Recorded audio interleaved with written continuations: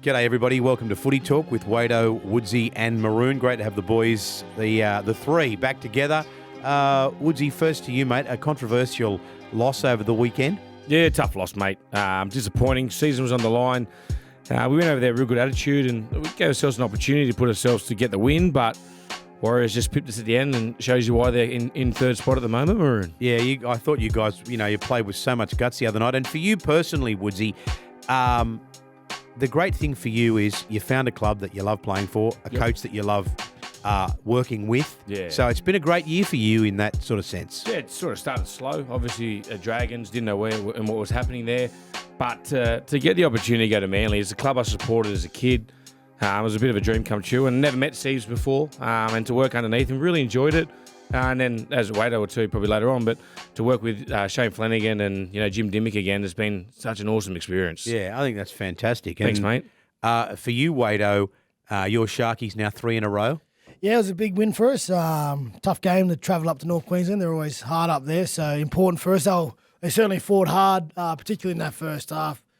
We know how tight that that ladder is before the game and how crucial that result was for both teams. So they were certainly fighting hard, but we come away with the result. And Woodsy, mate, I thought he was a bit unlucky, to be honest. I tipped you before the game. I heard someone else didn't. Maroon had a bit of a laugh at me. He thought I was wasn't in a great headspace, but I tipped you. And Wader knows his footy, Maroon. I was a bit unlucky. But you did lose, mate. Let's remember that. Controversially. I thought you were a bit unlucky with that decision. I understand it because of the letter of the law, the bouncing ball, but I thought in today's day and age, if anything's classed as duty of care or dangerous position or... Mate, can I just say something? So when a kicker kicks the ball, if you honestly just touch them and they fall down like my great mate Mitchell Moses does and he gets a penalty 9 times out of 10, how does that not get a penalty? He's taking his legs from underneath him. Yeah, well, unbelievable. I wouldn't be surprised off the back of like a decision like that and, just obviously Ruben's injured. He hurt his ribs. Yeah, he's so actually... He went for scans, mate. So the player's injured. That they might hear a bit of a different message coming down in the future. A little bit too late for us now. Yeah, well, but you get the bounce of the ball. I guess as players, sometimes you win sometimes you don't. And that's what happens. Like it wasn't the only decision. There were 79 other minutes and a certain amount of seconds in the game, and we just weren't good enough. Or they sort of took their opportunity. I think from that moment of the game when we thought Ruben got the penalty, they scored the next set and got a field goal. So we just weren't good enough to stop them. And just a few other things around your club now that Wado has steered it back in your direction. Ruben Garrick, there's a couple of real unsung heroes, some real underrated players in your squad. I think the hooker, and obviously Ruben Garrick. Just good clubman. Yeah. I don't know how Croker does it. He's been battling with a shoulder injury every time. He's got these. It's a weird thing. I was talking to him. He gets stingers a lot. So there's some nerve damage, and he just needs rest. But we haven't really got a backup hooker at the moment. So he's just been, battling his way, and he's a makeshift hooker too. Like his whole time coming through the 20s and reserve grade, he was a 5'8". Yeah. He's actually the nephew of the Toots, Jason Croker. Yeah. Yeah, great fella. Works hard. Trains every session. Ruben Garrick, mate. Yeah. The boys G him up like call him test match at trainer, but he trains like he plays. Like everything's off the back fence. Everything's all effort areas. And, those blokes have had to really step up in the absence of Tommy Turbo because they need to, Well, there's a couple of unsung guys that we just spoken about, but, mate, DC, how good is he playing? Yeah. He's playing as good as he's ever played. He's 33? 34. 34. It's his temperament, Wado. Like even at training, like, when you have a bad session and you think your head's going to fall off and blah, blah, blah, and he'll just get the boys together and, at times he'll notice, look, that probably wasn't the best session we had, but the intent was good. Yeah. It was like lack of execution. And they're little things like you walk away and going, oh, all right, we weren't that bad. It's just we dropped a couple of balls at the end of a shift or something like that. And you sort of think, oh, well, we're not going as bad as we think. But then if you're sort of down in your effort areas, that's when he comes in and gives you a spray. He gets a real good feel of when the boys need a bit of a push. Well, it's experience. Yeah, he's just – and there's times on a weekend where, he probably won't even say anything. He just finds, like, if we get a quick play ball, he's just kicking on the back of it. Like, he'll just see the wingers out of position, and then the boys just know to get on the back of it. Yeah. The other one, while we're on the subject, the elephant in the room, if you'll pardon the expression, Josh Schuster. Yeah. I believe he has been demoted this week. And this has been a constant source of discussion has been Josh Schuster, the amount of money he's being paid for the performances that he puts in. We all know what he is capable of. Yeah. You got anything to add to that? I think it might be a little bit of a relief for Joshy. You know, since he signed that contract, there's been so much, speculation and everything about him. You know, he's been playing a lot of the year with a busted quad. Everyone's talking about his weight issues. Is he a touch footballer? How does he get himself in and out of games? I think maybe if he does go back to reserve grade, he can just reset himself and just go back and enjoy it, and then just work hard. Like, he's just got to work on the little things. It's not about those big flick passes or the chip and chases or, those like Benji Marshall type plays that Benji used to come up with. It's about building your game. And, it's as a half, you don't need to do all those cool things that come off that kids love. It's just about, we just spoke about Cherry. It's about building yourself into the game, whether it's just getting the boys to the certain spots on the field, wearing teams down, just kicking long, backing your defence. Like the other week, he got an intercept against Penrith on early in the game, and he tried to put a kick, and it would have been zero tackle for us. So it's just about learning what times he can do it, and how to better for not just himself but for the team to put us in a better situation. I would just say, there's always going to be conversations about salaries because of the amount of money that certain clubs pay players, and Manly have paid a lot for Josh Schuster because of that potential and because of what we know. You just said the player that he could be. The one thing that annoys me is when a player's out of form. He's for sure he's got to go and work on his game, and make sure he's responsible for going out there and put his best team his foot forward in his performance, so he can play for the team, right, and ultimately help the team try and get the 2 points on the weekend. But when everyone comes off the back fence, at the player for their salary, it's not his decision to offer him that sort of money, man. There's older, more experienced people who's in the club who put the dollars and the figures down into the contracts. So I wish a little bit, the player, there's always player pressure on the player to go out there and perform, for sure, 100%, because that's what we do. That's what we get paid for, go out there, play to help the team win. But you never hear any heat for the decision makers who offer the contracts, who give the money to players, because there's no deal there unless they put it down in the first place. So I think 100% Josh has got to go and focus on his game and work on the hardest parts. If you get the hardest parts right consistently, the moments will come more 100%. for you. If you go out there searching for the moments, it's good to build it. You'll come up with the errors, and because you're coming up against good players and good teams every week in this competition. But I just want, I hope for the young man that when they don't keep coming out. The salary's done. The salary's paid. He's being paid where he is now. Put it into the back corner. He's on that for 4 years. That's put it in the beautiful. back in the back corner. Just get your footy right, man. And then I hate when people come for people for their salaries because it's not.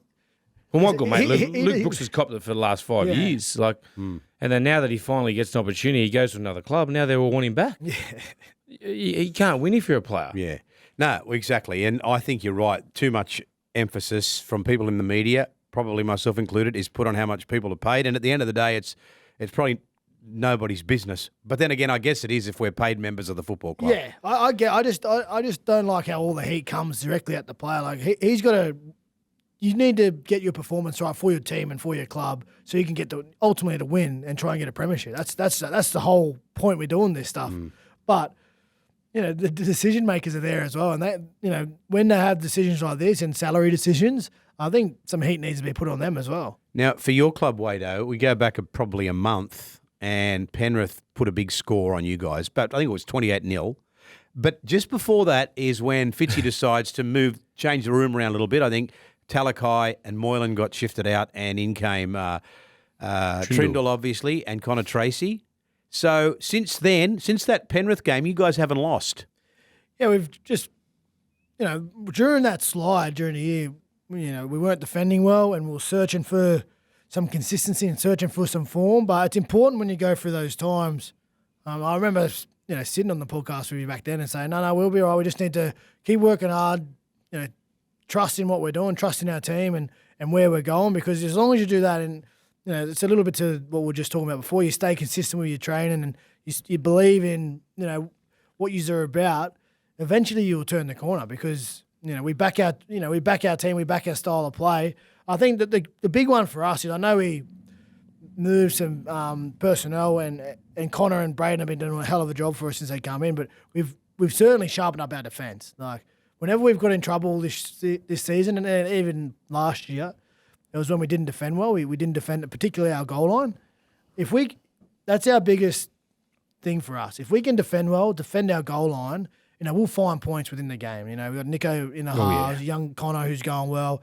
Our back five, best in the comp. I'll let him go against any back five, 100% face. So, blow for blow, if we can defend well, defending games, we're gonna be always in there with a chance to get the win at the end. You was just anyway. I remember when you got beat 28-0. You come in here and you're like, look, I know we got beat 28-0, but there's a lot of positives to take out of that. I remember you said, we got beat. We got beat convincingly, but you were pretty happy after that game. Yeah. All of the things of the game that you noticed. I felt like because we defended our goal line a heap that night. Penrith had, I think, like 52 play the balls in our red zone, which is unheard of in a game. Like you might get 3 or 4 sets an actual game in that red zone, and they had 52 plays. So that was unheard of. And, 3 of their tries came off kick deflections, which is, you can always be better in those effort areas to try and nullify that, but sometimes you're just not there on the night. It doesn't go your way on the night.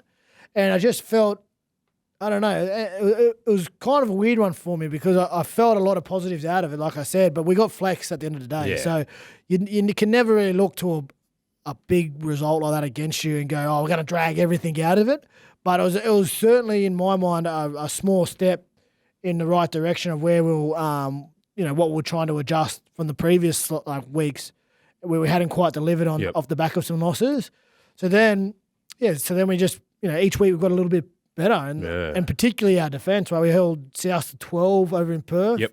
We know how dangerous they are. Titans, I always thought in my head was a bit of a danger game because no one's rating them, but they're actually playing well. They threw down with the Warriors with 12 men for 75 minutes almost. And Tino was back that game still too. Could have played in, and then Tino. So that was a big game. We get through that, and then another one. Cowboys up, fighting for their season. Up there, full. Just missing Val, but full strength. That first 15, 20 minutes, great game of footy, and it was like using an arm wrestle. And then I know they scored first, but then after that, it was just complete Cronulla Sharks. Like just that 10-minute period for half time. Yeah, big Royce. Royce just steams over from 10 metres out. Like that just, that gave you that much momentum. Well, we got a big test this week. Yeah. We're heading up to Newcastle to play Newcastle. I think they had close to 30,000 now. Unbelievable. So, Unbelievable. I will say this, it's going to be hard for sure. It's always hard at Newcastle, particularly when they have a full stadium. But Newcastle's pretty fun to play out when it's rocking, even when it's against you, because they're smart fans. They love their footy. They know their footy. They know when the boo. They know when the cheer. It's penalties. It's the game within the game. You can, as an older person experience, you can feel it. It is a cool place to play. Now, you know that it's old boys. It always is for some reason. But every time with the Cronulla, it was always old boys. But like Woodsy tried only 2 or 3 weeks ago to palm Roosters old boys event off as the excuse why Manly lost. So I just said extra added motivation. No, you tried to make out, we couldn't beat Roosters because it was old boys day. For some reason, we played Newcastle up there. It's always the last old boys. 3-4 years. It's always old boys day. Yeah. So I don't know. I don't know how many more they could get in that stadium from the weekend. They probably squeeze a few more in. What are they going for? 5 or 6 in a row? 7 in a row. I'm sure 7 in a row. Or is it 8 in a row? 8 in a row. 8 in a row, right? Yeah. So I'm sure the old boys will be coming out of everywhere, especially with the way the Knights are going. No, they're going good, mate. Like they're actually probably the form team of the competition. They're exciting to watch, aren't they? Like this Ponga, since he's gone back to the back, freakish. Yeah. missed Origin. He's good in some rhythm now at Newcastle. They're looking like a prospect nowadays. So we'll get 3 points clear into 7th now. They're home, yeah. But you know what the funny thing is? Like, there's some great fullbacks in the competition. I reckon he's the best fullback on form at the moment. 100%. Currently. Yeah. If we get the chance, we'll talk more about fullbacks. But now, obviously, Siebes, your coach, who's done a tremendous job with Manly, obviously he's peed off about that situation with Ruben Garrick. I'm going to go into that. We're going to talk about coaches blowing up. First of all, what did Siebes say to you guys? Oh, he didn't really blow up to us. Like, it was funny. I've been in a lot of sheds over the years, and it was just a real quiet shed. It was just like, it was the big deflation in there. It was like, damn, like that's our season, and we had an opportunity to take it.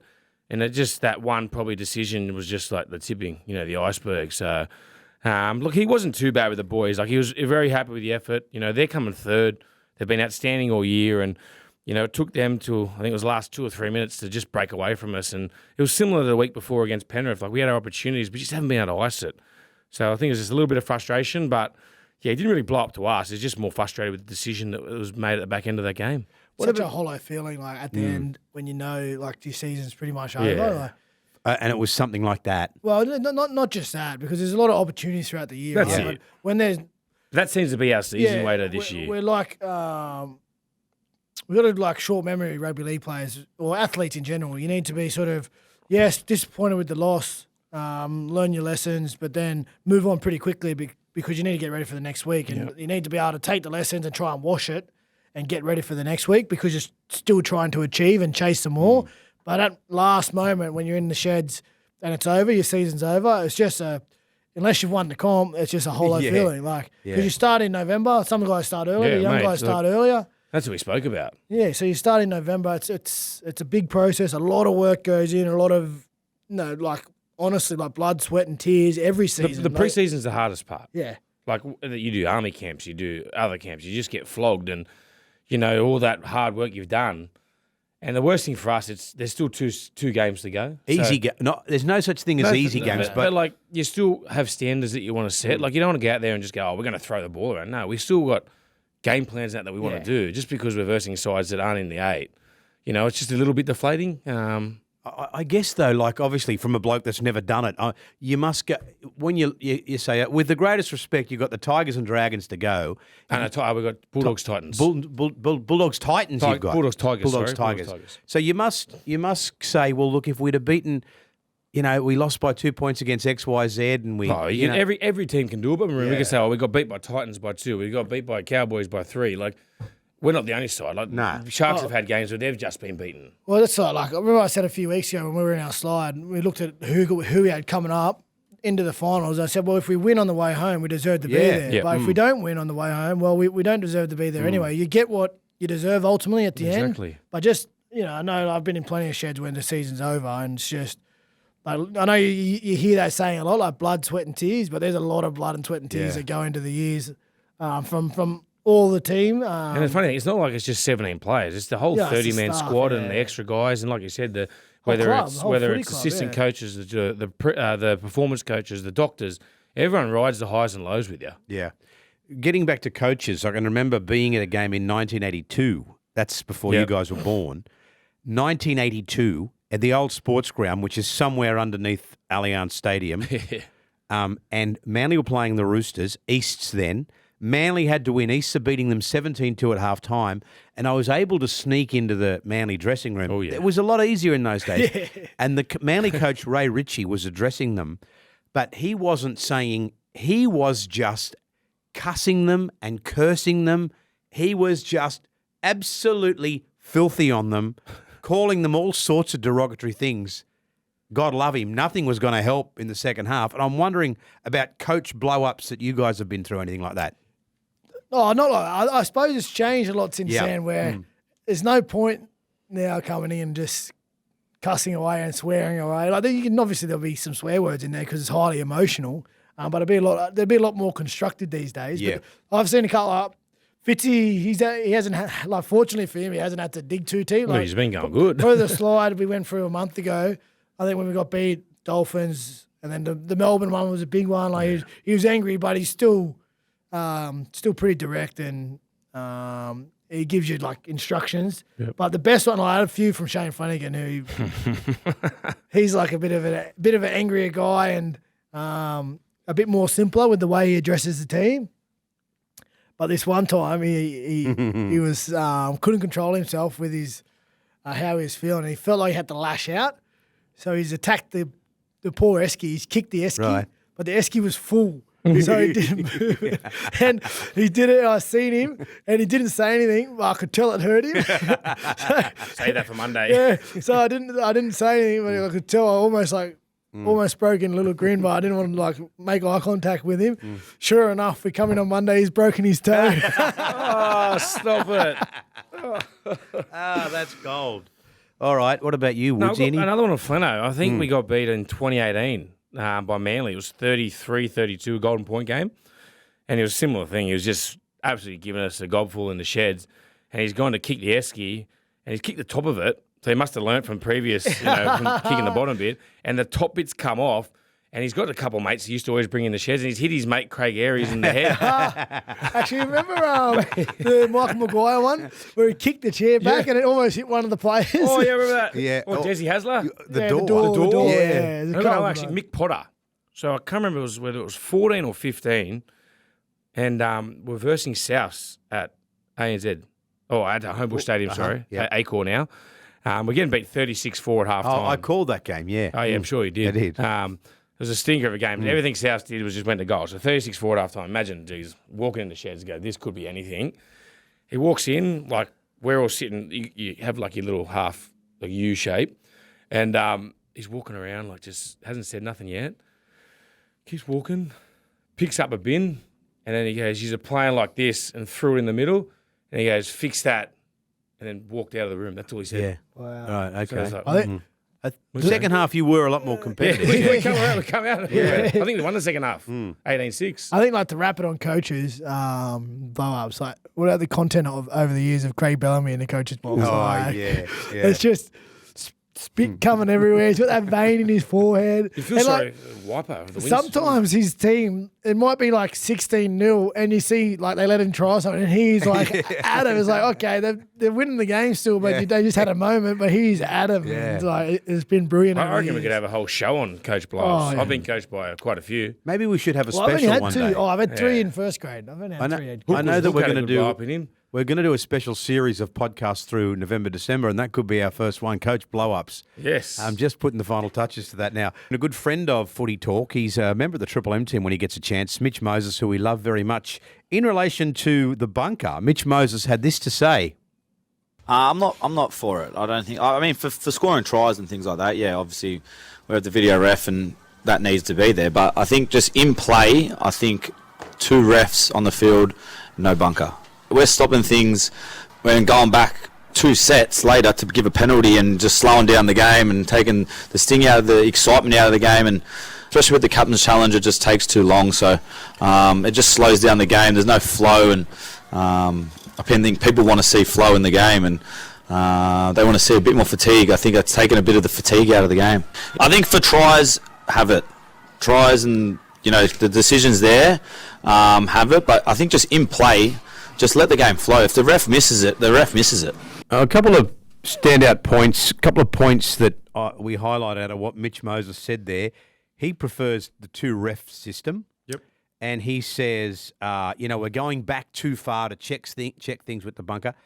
And he says the captain's challenge, as I think a lot of us feel, is making the back end of the game a little bit clunky. Which you hate. Which I do hate. As I said, it's like you're watching it's like the old days. You're watching a movie and 47 ads come on in the last. Well, you know they're just going to Yeah. do a captain's challenge, You back, haven't- especially if you're defending your try line. You haven't Gotta do obviously it for watched the breather. last 2 minutes of a basketball game either, because it goes for about 20 minutes Yeah, or all the the Super time. Bowl. That's it. Quarter's always the worst. Liz, I understand where he's coming from for sure, but with every change, like I prefer the 1 referee. Now I think the time for the 2 referees is probably over. When it first came in without the 6 again rule, the 1 ref, I thought they were going to get away with too much in the ruck, because when there was 2 referees, that one at the ruck was so important because he was into you as soon as you're at the tackle. Yep. But now with the ability for the refs to blow 6 agains, like, you can't be mucking around with the ruck too much. Otherwise, you're just going to put yourself under too much pressure.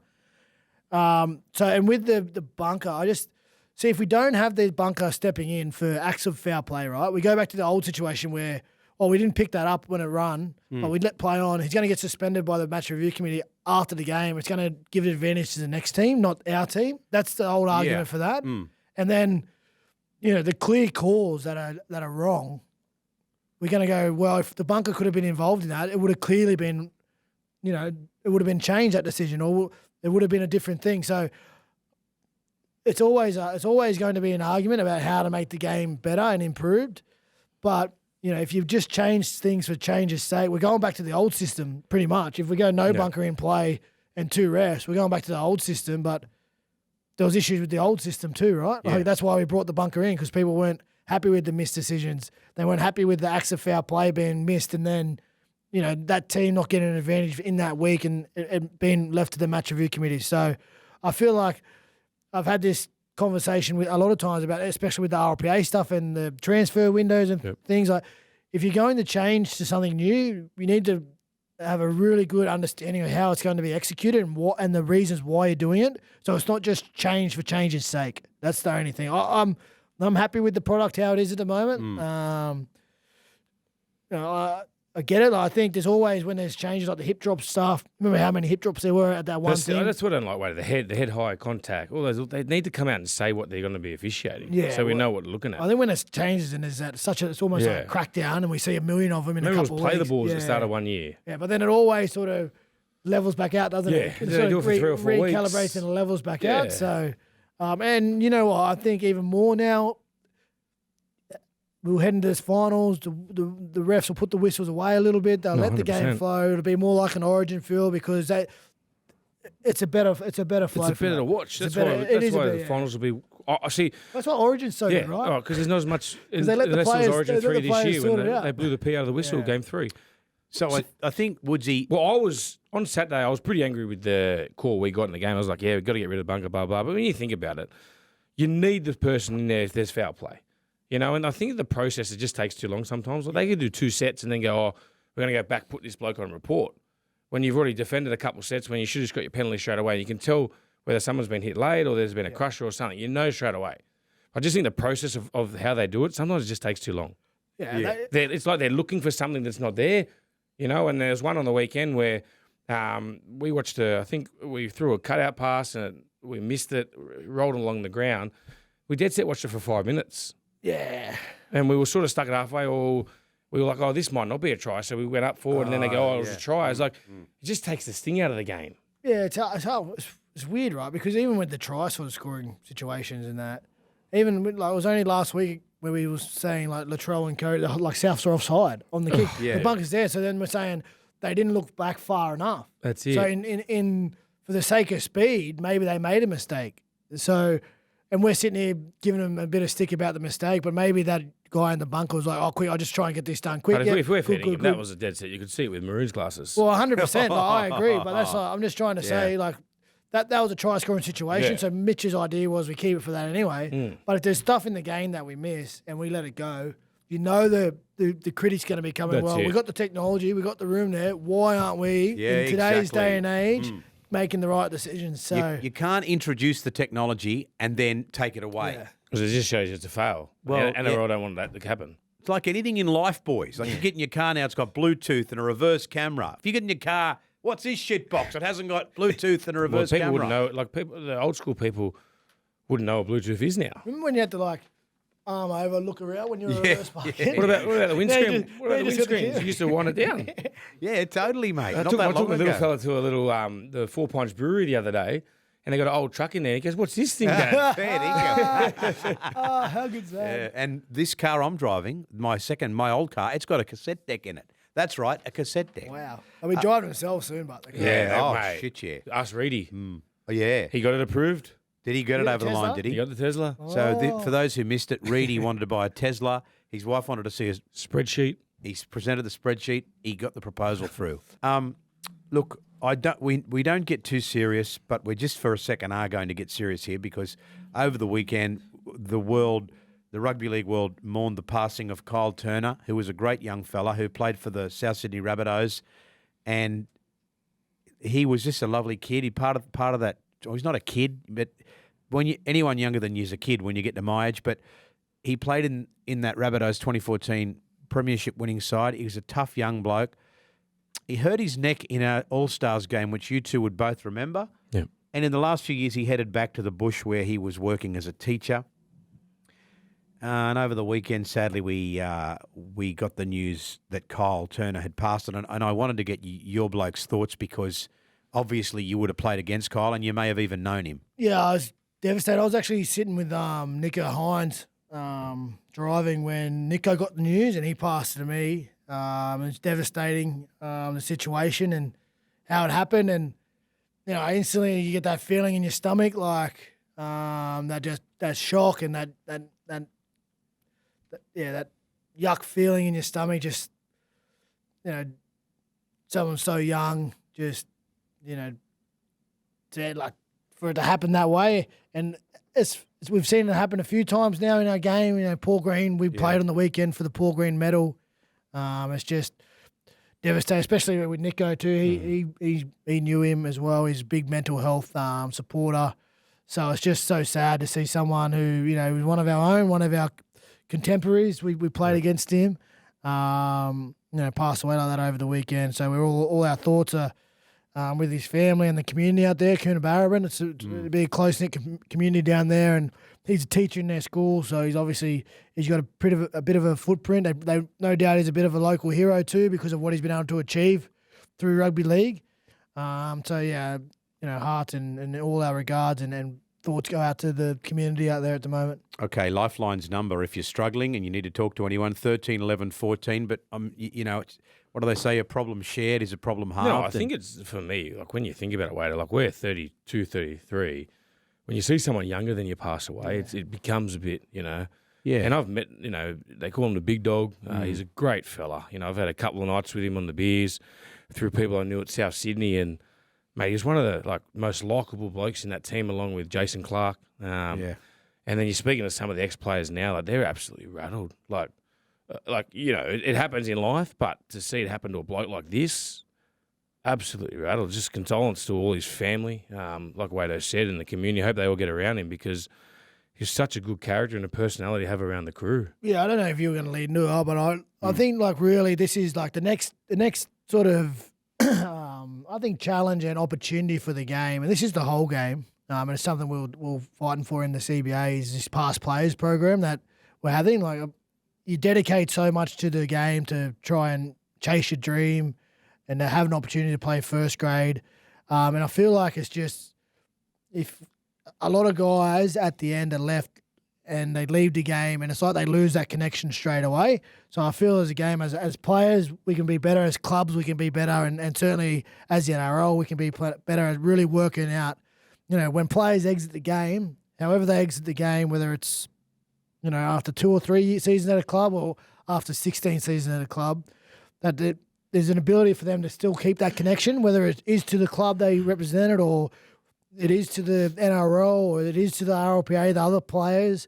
There needs to be, I think, an opportunity in that space just to get a better connection and a better ability to keep players within the game and a part of the game, just so they don't have that massive vacuum that disappears. I think that's a great point because this is not a shot at the NRL. This is more like this is where the clubs, the RLPA and the NRL need to get together. I think it needs to be driven by everyone. That's what I'm saying. The players, the club, everyone needs to drive this, you know, because some players like Big Dog Cole Turner, he sort of just didn't get offered a contract and just went straight back to the country. So he just forced completely straight out of the loop. So like you said, if we have a program or a pathways where they can sort of not slowly weed their way out, but then keep them sort of, you know, with arm's length into the club where they still got some, you know, I know Souths have Souths cares. They do a lot of work. Just little things where they can keep the boys, whether it's once a couple of weeks, once a month, where they still just be around it. Yeah. Because you go from being, you know, in that change room where you got the boys there 24/7, it's like you're in a classroom, to completely just ripped apart when you don't get offered a contract. Yeah, it's hard too because you see a lot of guys. You say, "Oh, there's a lot of opportunity and jobs around for the players when they finish, right?" But not really in the scheme of things. With the amount of players that exit the game, you know, and you know, a part of the process is at the end of your career, if you are lucky to transition into something, it's 9 times out of 10 because you've been at the top of the game for such a long time 100%. And you've had a time to develop those relationships, and you're standing in the games, giving you opportunities to do other things. But when it's suddenly like cut short, like, particularly when you're younger, because when you're young, you probably don't have the foresight to look and, you know, you want to say you're playing well, but, you know, you come into the game at such a young age, it's like 18, 19, you're still a kid. Like, I'm 32, I've got 2 kids of my own. I feel like in my head sometimes when I'm around the boys, I'm still like a young man myself. Yeah, so, you muck around, it's part of the... So when it's all of a sudden you're in that cycle of just chasing, I want to be better, footy's my whole life, I want to be better, I want to keep chasing this dream, you're driven in the right now, not worried about what's going to come, and then all of a sudden it's gone. Yep. Like that. Just taken away. It's just a vacuum. It's just taken away. And if you don't have other outlets or... You haven't got a plan. Then you can, you know, it's no wonder you can find yourself in a bit of emotion. You know, the ones play managers need to get behind it as well. Yeah. Because they're a big part. I know I it's said all clubs in Yeah, NRL, but I think reckon it's all play in. managers Yeah. really I think need it's all in this because, we want our game to be the best game to be a part of. Yeah. And not just when you're playing it, even when you finish. So you should be proud to be able to, So look back. I'm a Cronulla Shark. Look I'm a back at your Manly Seagull player. contribution. Yeah. And I think that's where the touch point should be because players are, they're drawn to their club and their 100%. teammates and how hard they work together, that bond they have. So I feel like, together, there's an opportunity over the next couple of years to really grow this space. It'll take everyone on board, and then hopefully we can develop something that, it's going to take time for sure, right? But hopefully in another 10 years we have an opportunity where, if you're an alumni of the game and you've dedicated something or you've achieved something or you've done something for the game, you should always be connected to it. Yeah. Yeah. Okay. Well said, mate. Well said, fellas. All right. Well, on a lesser note, Latrell obviously we know he's going to miss that Rabbitohs Roosters game. I was surprised, mate. You were surprised that he got suspended? Yeah, I was surprised he got suspended for that. Oh, I wonder if he's got any other. It might be prize, Prize. mate. No prize. No prize? No prize, yeah. Oh, so Jigger White. So it's just, what was it, dangerous contact? Just grade 2. Oh, grade 2. It wasn't even that bad. Maybe it was just because the intent. It was like a not little bit of intent to do frustration. It anything. didn't even look like Frizz looked up and was just like, who would like, you Yeah. know what I mean? There was nothing in it. But, we speak about Latrell a fair bit. Jesus, he let South Sydney down again because his last couple of years, the back end of the season, you as a supporter, Maroon, how you feeling, mate? Oh, I feel like, I feel I have been, if I'm being honest, I feel like I was let down as a South supporter in that Penrith grand final. I've mentioned that before Yeah. and had my That was a shoulder head charge, chewed wasn't off. it? That was when he got Joey Manu, yeah. And he's been injured this year. He come back this weekend. Latrell, we can't say he played a great game.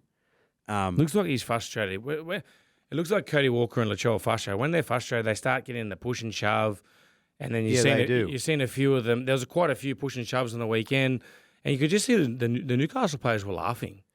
The average supporter too, fellas, whether right or wrong, the supporters, people like me, who've never played the game, they watched yesterday and are frustrated that such an important game, and they never looked like winning, South. And then they've only got to cast their mind back 72 hours or 4 days, and there's stuff on social media of Latrell at the Luke Coombs concert up on stage. So people just automatically go, well, we can't win a bloody game, and he's at the concert. Whether that's right or wrong, that's where people go. Well, I was just going to say, I think with Latrell, because he's so important to that team, and he's one of the best players in the competition. He's always going to be, he's always going to be held to account when he doesn't play well. They're the best players are the ones that people always come for when the team's not winning or the team's not going well. When the weekend wasn't a great performance for him, so much to play for, and they've been in a slide for a while. They were scrappy the week before against the Dragons. They only just got that done. And they have an opportunity now to have a bye and a refresh, freshen up. They'll probably get some more players back after that. But it all comes down to that, that last round against the Roosters now, like a local game. We've been talking about it for a while. So if the Roosters win this week, they'll be on even points. So both those teams will be playing for a spot. I think if Para can beat Penrith, they'll go to 28 points and have a bye the following week. The Cowboys are another. Cowboys play Dolphins. Cowboys but then they play Dolphins, Penrith then they last have round. Penrith. So, But you don't know what Penrith, if they're going to rest their players. And you never know what those teams are going to do. Like Para have beaten Penrith before. Yep. So I know no Mitch Moses still, but Cowboys beat Penrith this year Penrith as well. beat them. So it's going to be an interesting final round. This is the argument I had this morning with these other blokes, right? Yep. Like you blokes, I mean, honestly, are you going to say, I can't actually, I'm frustrated because I can't believe two current NRL players, you go back, they played them at Easter and they beat them. Well, what does that mean if they play them in the finals? Why do you say, what has Penrith playing Parramatta 6 months got to do with them playing them this week? Well, have you ever heard of the saying like styles make fights in boxing? I've heard all of this nonsense, Yeah, but no, I'm that's what I mean. Let him finish, Sometimes teams, their styles and their matchups, their players, they match up different together. And it's just the way it is. Styles make fights. Different styles upset different other teams. And if you've beaten a team in the season, what about the season confidence just you gone, you're confident because you've okay. beaten once, and you have confidence in what plays. You obviously know what you did well the first time to get the result, and you probably know what you did. You could have even done better because you've had a look at someone already. Like, there's so much in sport and competition. You know, you get nervous, right? Because you don't know what's coming and you don't know how the game's going to go. But once you're out there, you're playing, you're fine. But then if you've played someone once, like a little bit of that nervous energy and it's gone because you've had a look at them before. You've got the wood over them. The doubt creeps in. So there is a bit in it. But surely finals, I would say it's a different equation. Right, okay. Finals, The comp starts again. Finals is a Fair different enough, equation. yeah. Mm. But regular season games. If you've had a look at someone, The other one is do Penrith, are they looking forward?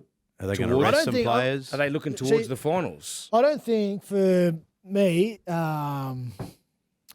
barring they sit a lot just to take the complete risk of injury out, I don't see him resting too much, man. Because Nate's had a rest because he was injured. Luai had just come back from suspension, so he's had a rest. The only one that looks like needs a rest is Edwards. Edwards might get a rest, right? Yep. Because he's played every game. Yeah, he's got a little bit busted at the moment too. Lanu's coming back. Lanu's back. So he'll need rested to on the run. weekend. So Leota's been coming off the bench. They've been looking after his minutes. Maybe Fish. Maybe the hooker, Kenny. He seems Well, he had like a rest against us. Yeah, so he might have another rest because he's an important place, and they got Sony Luke there to play. So I can't see him Tago. Well, he hasn't played. Yeah, he hasn't played, so He he'll needs have to to get play. minutes, So yeah. he'll be fine. Maybe Stephen Crichton for Tago. But if I'm a player, I don't want to get rested. Yeah, nah. Well, You want to keep playing. one of my boys actually said they might rest Fisher Harris. Okay, mate, imagine telling him you're not playing. Well, if they don't rest any, Penrith's got Parramatta, I would think. Well, you don't agree? I reckon they have. Without Mitchell Moses, I just think it's too hard. Okay, let's now do this. Woodsy's Front Row Forum. Well, Front Row Forum.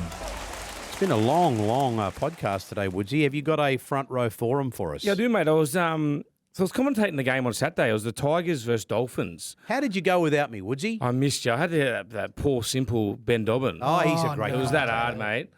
He had this big tablecloth on as a shirt. I don't know if I could work with him now, knowing that he's a New South Wales man that goes to Queensland. yeah. Like, But then he's going, oh, look, Blow mate. in. He goes, oh, Woodsy, mate. This is not the front row forum, but he goes, mate, we were good today. I reckon I can take Maroon's spot every Saturday. no Did he really? way. Yeah, I said, mate, no one compares to Maroon. I could lease it out to him. Nah, please don't. I can put up with him again.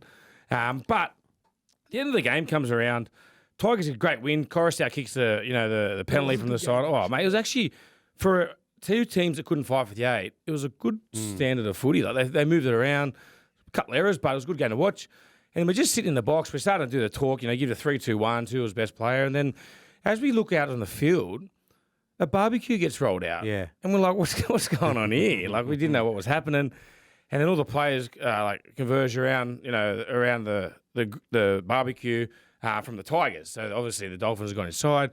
And then Benji's got the microphone. He starts talking. Couldn't hear exactly what he was saying. And the next thing you know, shaking Brooksy's hand, and Brooksy's getting a photo behind the barbecue. So he's been given a barbecue for 11 years of service. And mate, we've been around for quite a while, boy. That's probably one of the different presents I've seen. I'm just trying to think, like, without knowing like Brooksy that well, you know him better than I do. Does he like the cook? Is he? Mate, is I didn't know he knew how to use it. What sort of barbecue was it? Was it a Weber? I think it was a Weber, yeah. But it had no gas bottle. So I made this point might be before, charcoal. though, Woodsy. He might have I've got a Weber. It's plugged into the house gas. He might have the house gas. Yeah, well, What do you want him to carry the bloody... I feel like but they can I say one thing? So when I went and seen him, I said, mate, not a bad present. How are you going to get that home? He goes, I've got no idea. they didn't think that. He goes, I don't have a ute. I think they might know. He might like a barbecue. They might have asked him beforehand, like, or maybe I hope they did. the club might know him better than most and thought that might be a good gift. Because like for my 250th, Fitzy obviously knows me very well. Him and all the staff, they all chipped in. They bought me a bottle of Grange. beautiful. Shiraz, so. Yeah. Well, I think, does that come off the salary cap, the barbecue? Or the Grange. No, the Grange is was from cash. their That own was from- pocket. that was their own pocket. Yeah, their own Yeah. pocket. So It wasn't this is a a club gift thing, from the it's just club. staff. No wonder why they went with the barbecue. Yeah. Well, it's probably free. If it's Weber, It's that's a probably sponsor. free. It's sponsor. I've got a Weber I've at got a home. Weber Yeah, too. so do I. Yeah. Oh, Works well. hang on. Hey. Hang on. We've uncovered But something we didn't here. get we didn't get a gift. We had to do No, a I got it. promo I got for it from the NRL. Yeah, I did do a promo from it. Yeah. You like cooking. I'll send don't you? love it, mate. I'll send I my love it, picture yeah. in the Chica White. I have like put on socials. I have like 3 barbecues at home. The smoker. He's got the grouse set up, I've got mate. like a Grouse. big one in my built into the back deck now. Oh, I love cooking, mate. Like I cooked a roast chicken today for lunch for me and the missus before I left. So See, I got mine, so my missus can cook a mad steak on it for me. I can't cook. steaks like You don't do I don't do it. his missus is a legend, but cheers. But I changed nappies, unlike Mitch Moses. Yeah, I heard about that. Come Well, on, he's mate. kidding himself. Mate, muscle up, mate. Just change a nappy. It's not that bad. Following Jesus. in the vein, though, let's say, okay, so Brooksy likes cooking on the barbie, so they got him a barbie, all right? So you two, I know what I'd want. what would you want? A little coffee machine. Yeah, nice. I love me coffee. Yeah. Wader knows that. Me, Yep. now that I'm retiring, new set of golf sticks Fair enough. Okay, and you'll be down at Cronulla every day. with all the beautiful people playing Every golf. day. 100%, mate. Well, everybody, that's where we're going to leave us. A wonderful effort from you two today, and it's gone longer than the Bathurst 1000, but who cares? We all love each other. See you next week on Footy Talk.